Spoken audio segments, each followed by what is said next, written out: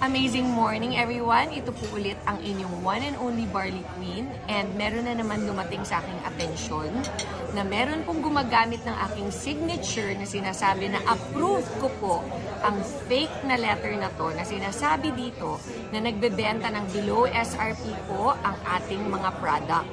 Hindi po totoo yan, huwag kayo na maniniwala.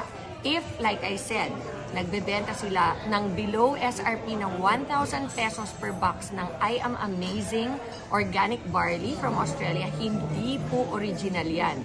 Hindi po ako pumipirma na kahit saan. And I dare anybody to bring that to me and prove na talagang nanggaling sa akin yan.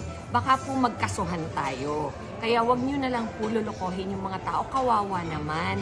Ha? At yung mga buyer po natin, mag-iingat po talaga kayo. If you want to buy, please only buy from legitimate distributors of I Am Worldwide.